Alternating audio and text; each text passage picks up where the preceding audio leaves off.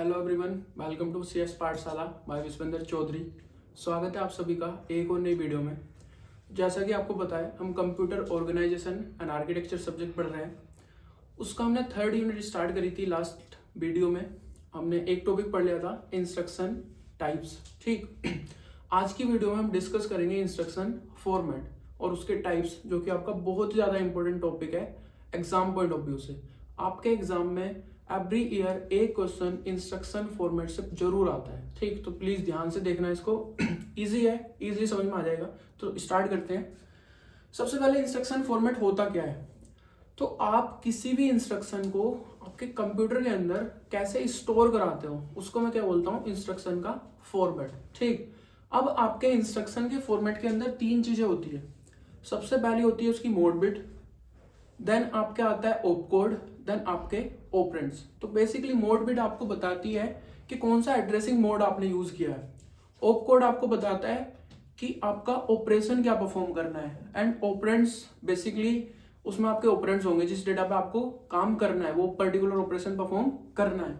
तो होता क्या है, जैसा आपने डिफरेंट टाइप्स के ऑपरेटिंग एड्रेसिंग मोड पढ़े थे फर्स्ट यूनिट में, तो आपका इस ऑपरेंड वाले फील्ड में आपको डायरेक्टली आपका ऑपरेंड भी मिल सकता है, मतलब डेटा भी मिल सकता है। ठीक, और आपको यहाँ पे किसी रजिस्टर का एड्रेस मिल सकता है, उसमें डेटा हो सकता है यहाँ पे किसी मेमोरी का एड्रेस मिले, वहां पे डेटा मिले। तो बेसिकली ये दोनों जो आपके फील्ड होते हैं, मोड एंड ऑपरेंड्स, इन दोनों से कंबाइनली मेरे को मिलता है आपका ऑपरेंड, यानी कि जिस डेटा पे मेरे को ऑपरेशन परफॉर्म करना है। और ये ऑपकोड वाला पार्ट आपको बताता है कि क्या ऑपरेशन परफॉर्म करना है। ठीक, तो बेसिकली आपको इंस्ट्रक्शन के अंदर 2 ही चीजें मिल रही है। पहला, आपको ऑपरेशन क्या परफॉर्म करना है, और दूसरा, आपको किस डेटा पे परफॉर्म करना है। ठीक, तो आपके टोटल 3 टाइप्स के एड्रेसिंग इंस्ट्रक्शन फॉर्मेट होते हैं। ठीक, बेस्ड ऑन द कि आप उसमें कितने एड्रेस प्रोवाइड करा रहे हो। अब आप अगेन एक बार फर्स्ट यूनिट में जाओ। फर्स्ट यूनिट में हमने पढ़ा था आपका different types of CPU organisation. तो हमने वहां पे कौन कौन से सीपीयू ऑर्गेनाइजेशन पढ़े थे, सिंगल एक्यूमुलेटर। उसके बाद हमने डिस्कस किया था आपका रजिस्टर, जनरल रजिस्टर ऑर्गेनाइजेशन। और उसके बाद हमने डिस्कस किया था आपका स्टैक ऑर्गेनाइजेशन।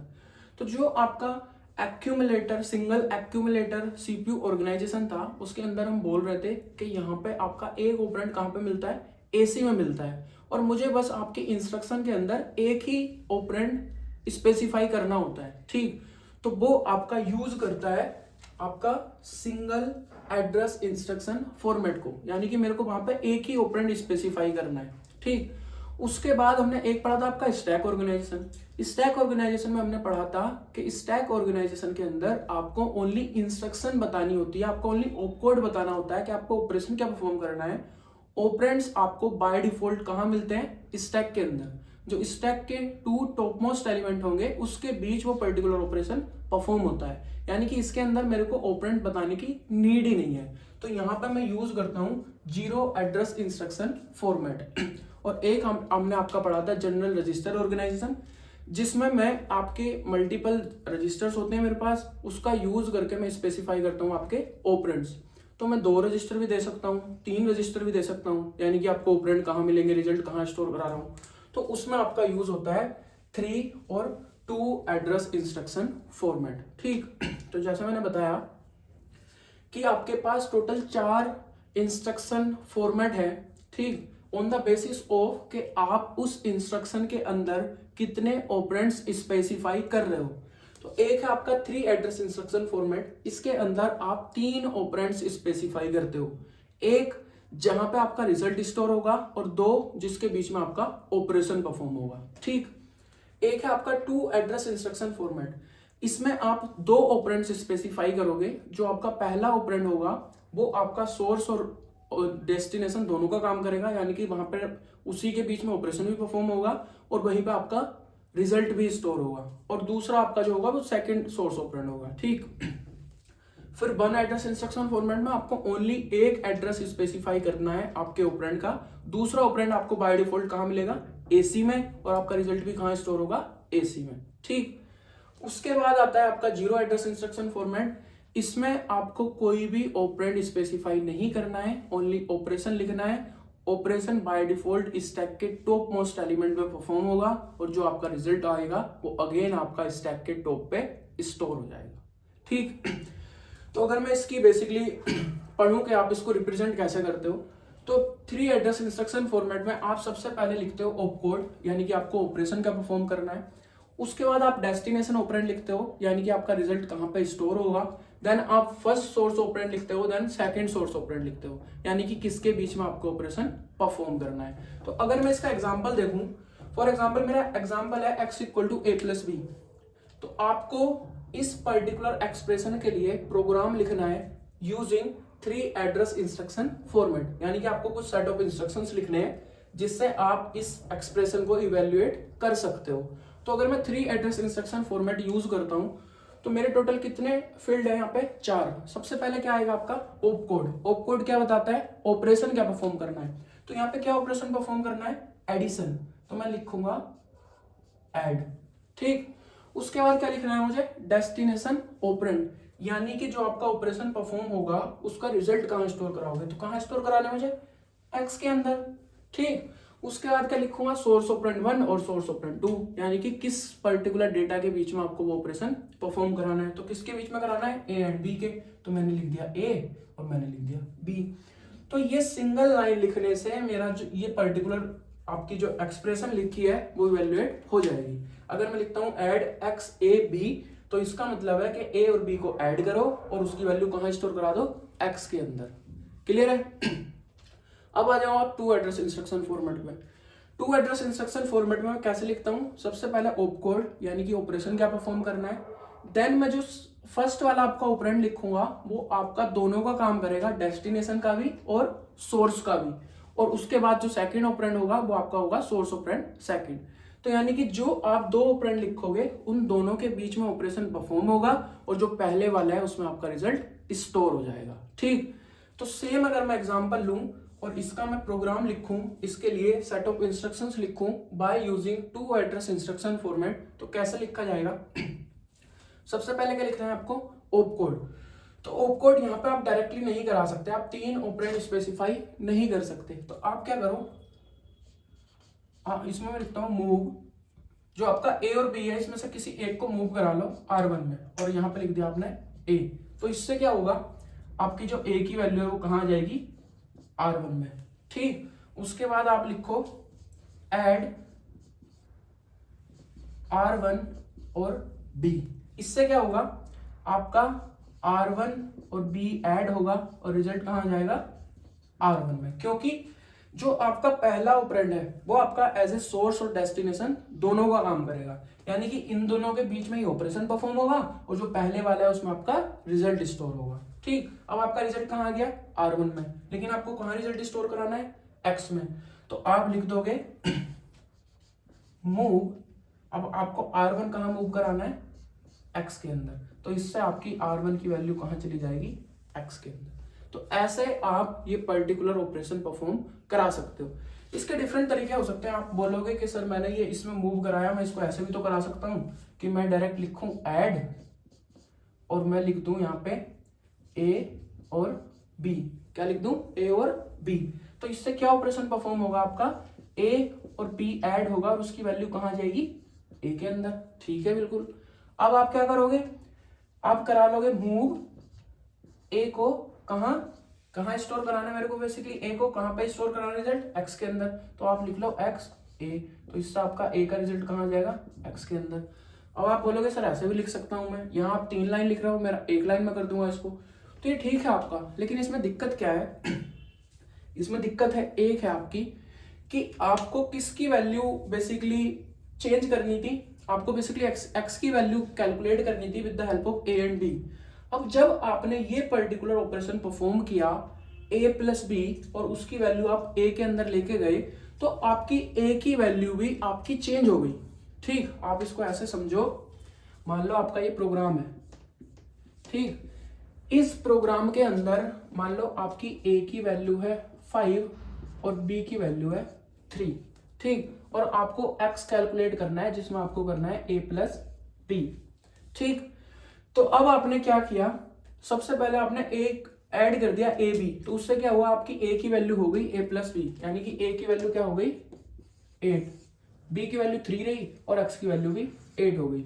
ठीक, अब मान लो अगर बाद में भी कहीं ए आपका यूज हो रहा होगा उस पर्टिकुलर प्रोग्राम के अंदर, आपने यहाँ कुछ कैलकुलेशंस कर ली, अब बाद में मान लो ए का यूज करता हूँ, a equal to a minus b, अब मेरी ए की वैल्यू क्या थी 5, लेकिन आपने इस पर्टिकुलर एक्सप्रेशन को इवेल्युएट करने के लिए आपने ए की वैल्यू 5 से चेंज करके 8 कर दी। ठीक, जो कि मुझे नहीं करना था, तो आपने अनकंडीशनली उस ए की वैल्यू को भी अपडेट कर दिया जो मुझे करना ही नहीं था। तो इसलिए मैं इसको ऐसे परफॉर्म करता हूं, है आपका ये भी सही, लेकिन मैं ऐसे करता नहीं हूं। ऐसे करूंगा तो आपकी ना ए की वैल्यू चेंज होगी ना बी की वैल्यू चेंज होगी, ओनली किसकी वैल्यू चेंज होगी, एक्स की, वही मुझे करना है। तो ये ठीक है आपका, लेकिन ऐसे आप कहीं ना कहीं अनकंडीशनली ए की वैल्यू को भी चेंज कर दे रहे हो। तो बेसिकली इसका जो तरीका वो ऐसे आपका बिल्कुल परफेक्ट है। ठीक, अब आता है आपका one address instruction format. One address instruction format के अंदर क्या लिखता हूं मैं, ऑपकोड ऑपरेशन क्या परफॉर्म करना है, एंड देन आपका एक ही ऑपरेंड में स्पेसिफाई करता हूं कि आपको किस पे वो ऑपरेशन परफॉर्म करना है। दूसरा ऑपरेंड आपको कहां मिलेगा, एक्यूमुलेटर में। कहां मिलेगा, एक्यूमुलेटर में। मैंने आपको बताया था इसका आप यूज करते हो सिंगल एक्यूमुलेटर में, इसका स्टैक में, और इन दोनों का आपको जनरल रजिस्टर में, जो आपने डिफरेंट सीपीयू ऑर्गेनाइजेशन पढ़े थे फर्स्ट यूनिट में। एक बार रिकॉल कर लेना, उसको देख लेना, मैंने वहां पे बताया भी था कि किस में कितने एड्रेस इंस्ट्रक्शन यूज होती है। ठीक, अब मेरे को अगर इसके लिए प्रोग्राम लिखना है तो आपका वन एड्रेस इंस्ट्रक्शन फॉर्मेट में प्रोग्राम बिल्कुल सेम लिखा जाएगा, बट यहाँ पे जो मैं ये R1 का यूज कर रहा हूं, इसकी जगह क्या यूज होगा आपका AC एक्यूमुलेटर रजिस्टर। ठीक, अब जब हमने टाइप्स ऑफ इंस्ट्रक्शन पढ़े थे, बेसिकली अब मुझे क्या करना है, सबसे पहले मैं ए को R1 में लेके गया था जब मैं आपकी 2 एड्रेस इंस्ट्रक्शन फॉर्मेट पढ़ रहा था। अब मैं 1 में क्या करूंगा, ए को कहां लेके जाऊंगा, AC में लेके जाऊंगा। कहां लेके जाऊंगा, AC में लेके जाऊंगा। और किसी भी वैल्यू को AC में ले जाने के लिए मैंने जब आपको लास्ट वीडियो में आपकी इंस्ट्रक्शन पढ़ाई थी, तो मैंने वहां पे बोला था आपकी कमांड होती है लोड। तो अगर आप लिखते हो लोड ए, अगर आप लिखते हो लोड ए, तो इससे आपका क्या होगा, ए कहां चला जाएगा, AC के अंदर। ठीक, उसके बाद आप लिखोगे ऐड बी। तो ऐड बी का क्या मतलब है कि मेरा बी को ऐड करना है और दूसरा ऑपरेंड कहां मिलेगा, AC में। तो आपका होगा operation perform AC plus B, और रिजल्ट कहां फिर से अपलोड होगा, AC में। ठीक, अब आपका AC में रिजल्ट आ गया, लेकिन मुझे रिजल्ट कहां चाहिए, X के अंदर। तो किसी की भी वैल्यू AC से अगर आपको कहीं लेके आनी है, तो उसके लिए मैंने आपको कमांड बताई थी स्टोर। कौन सी बताई थी, स्टोर। तो आप लिखोगे स्टोर X, तो आपकी AC की वैल्यू कहां चली जाएगी, X के अंदर। तो ऐसे ये आप पर्टिकुलर प्रोग्राम लिख सकते हो by using single address instruction format. बस यहाँ पे आपको AC यूज करना है, यहाँ पे आपको जनरल रजिस्टर यूज करना है। AC के केस में आपकी कमांड अलग है, जनरल रजिस्टर के केस में आपकी कमांड अलग है, इतना सा डिफरेंस है। ठीक, अब आपकी लास्ट में आती है सबसे जीरो एड्रेस इंस्ट्रक्शन फॉर्मेट। तो जीरो एड्रेस इंस्ट्रक्शन फॉर्मेट के अंदर, जैसा कि मैंने आपको बताया, आपको ओनली ऑपकोड लिखना है, यानी कि आपको बताना है कि ऑपरेशन क्या परफॉर्म करना है। ठीक, किस डेटा पे करना है वो बताने की नीड नहीं है। तो अगर मैं ओनली मुझे 2 नंबर ऐड करने हैं, तो मुझे ऐड लिखना पड़ेगा बस। ऑपरेंड कहां मिलेंगे आपको, स्टैक के अंदर। तो बेसिकली जब मैं आपका जीरो एड्रेस इंस्ट्रक्शन फॉर्मेट का यूज करता हूं, तो मुझे आपका सबसे पहले जो भी आपकी एक्सप्रेशन दे रखी होती है उसको कन्वर्ट करना होता है पोस्टफिक नोटेशन में। किसमें, पोस्टफिक नोटेशन में। अब पोस्टफिक नोटेशन में करके जब भी आपका कोई ऑपरेंड आए तो उसको आप पुश करते रहो, और जब भी आपका कोई ऑपरेशन आए तो आप उस पर्टिकुलर ऑपरेशन का बस ऑपकोड लिख दो। ठीक, तो अगर मैं आपका, ये आपकी एक्सप्रेशन है x equal to A plus B, अगर मैं इसको कन्वर्ट करूं, बेसिकली ये लिखा है आपका a प्लस बी, अगर मैं इसको पोस्ट फिक्स में कन्वर्ट करूं, अगर मैं इसको पोस्ट फिक्स में कन्वर्ट करूं, तो आपका पोस्ट फिक्स में क्या होता है, आपका जो ऑपरेटर है वो आपका लास्ट में चला जाता है, तो ये आपका हो जाएगा ए बी प्लस। ठीक, अब मैंने आपसे क्या बताया, आप स्टार्टिंग से स्टार्ट करो, जब भी कोई ऑपरेंड आए तो उसको पुश कर दो, और जब भी कोई ऑपरेशन आए तो आप उसको, ऑपरेटर आए तो उसके कोरस्पोंडिंग आप ऑप कोड लिख दो। तो मुझे क्या करना है, पुश ए, पुश बी, और उसके बाद मैं लिख दूंगा ऐड। तो बेसिकली इससे होगा क्या, आपका मान लो ये स्टैक है, आपने लिखा पुश ए, तो आपका ए चला गया स्टैक के अंदर। फिर लिखा आपने पुश बी, तो आपका बी चला गया स्टैक के अंदर। उसके बाद लिखा आपने ऐड, तो जैसे ही आप ऐड लिखते हो तो आपका क्या ऑपरेशन परफॉर्म होता है, जैसे मैंने आपको बताया था, आपके स्टैक के जो दो टॉप मोस्ट एलिमेंट होंगे उसके बीच में वो ऑपरेशन परफॉर्म होगा और वो वैल्यू आपकी स्टैक में स्टोर हो जाएगी। तो जैसे ही आपने ऐड लिखा तो आपका बी बाहर आया, आपका ए बाहर आया स्टैक से, मतलब बी पॉप हुआ, ए पॉप हुआ, दोनों के बीच में ऑपरेशन परफॉर्म हुआ, वैल्यू क्या आई ए प्लस बी। अब ए प्लस बी आपका स्टैक में स्टोर हो जाएगा। ठीक, अब आपको क्या करना है, ये वैल्यू कहां चाहिए थी आपको, एक्स के अंदर, तो आप लिख दो पॉप एक्स। तो आपकी जो भी टॉप मोस्ट वैल्यू होगी वो आपकी पॉप होगी, पॉप से वैल्यू आपकी बाहर आती है स्टैक से और कहां चली जाएगी वो एक्स के अंदर। तो ये आपका एक सिंपल सा एग्जांपल था। अब मैंने एक चीज और लिखी है, program created by 3 address instruction format are much shorter in size but the number of bits per instruction is more. आप देख सकते हो, अगर मैं 3 एड्रेस इंस्ट्रक्शन फॉर्मेट का यूज करके कोई भी प्रोग्राम लिखता हूं तो वो आपका लेंथ वाइज शॉर्ट होगा, यानी कि उसमें नंबर ऑफ इंस्ट्रक्शन कम होगी। आप देख सकते हो यहाँ 1 है, यहाँ 3 है, यहाँ भी 3 है और यहाँ आपकी 4 है। नंबर ऑफ इंस्ट्रक्शन की बात कर रहा हूं मैं, लेंथ मतलब ऐसे बात कर रहा हूं कि आपकी प्रोग्राम के अंदर कितनी नंबर ऑफ लाइंस है। तो अगर आप 3 एड्रेस इंस्ट्रक्शन फॉर्मेट का यूज करोगे तो आपका प्रोग्राम शॉर्ट होगा, देन 1 का करोगे तो उससे थोड़ा बड़ा होगा प्रोग्राम, 3 लाइन। 1 का यूज करोगे तो और थोड़ा बड़ा होगा और 0 का यूज करोगे तो और ज्यादा बड़ा होगा। लेकिन फिर क्या लिखा है मैंने, but the number of bits per instruction is मोर। जो नंबर ऑफ बिट्स होंगे एक इंस्ट्रक्शन को स्टोर कराने के लिए वो यहाँ पे ज्यादा चाहिए, यहाँ पे कम चाहिए, यहाँ पे और कम चाहिए और यहाँ पे और भी कम चाहिए। ऐसा क्यों, यहाँ पे आप कितने ऑपरेंड स्पेसिफाई कर रहा हो, 3, यानी कि आपको 3 ऑपरेंड का एड्रेस बताना पड़ेगा एड्रेस फील्ड में। यहाँ पे आपको कितने का बताना है, 2 का, यहाँ कितने का बताना है, 1 का, और यहाँ 1 का भी नहीं बताना। ठीक, तो फॉर एग्जाम्पल अगर आपकी कोई मेमोरी है, अगर आपकी कोई मेमोरी है उसमें आपका एक एड्रेस फॉर एग्जाम्पल 8 बिट का है, एक पर्टिकुलर एड्रेस कितनी बिट का है, 8 बिट का। तो अगर आप इस इंस्ट्रक्शन को लिखते हो तो 8 बिट का इसका एड्रेस होगा, 8 बिट का इसका एड्रेस होगा और 8 बिट का इसका एड्रेस होगा। कितने हो गए टोटल, 24 बिट। प्लस मैंने मान लिया आपका 5 बिट का होता है आपका ऑप कोड, तो नंबर ऑफ बिट्स कितनी हो गई, 29 in case of 3 address instruction format. अब यहां जाओ, यहां मैं कितने से स्पेसिफाई करूंगा इसको, 8 से और 5 से, तो 8 8 16 और 5 21। अब यहां जाओ, 8 और 5 कितने हुए, 13, और यहां जाओ तो आपको ओनली क्या चाहिए, अगर मैं इस पर्टिकुलर इंस्ट्रक्शन की बात करूं तो आपको 5 ही बिट चाहिए। तो number of bits per instruction सबसे कम होती है आपकी 0 एड्रेस इंस्ट्रक्शन फॉर्मेट में और सबसे ज्यादा होती है 3 एड्रेस इंस्ट्रक्शन फॉर्मेट में।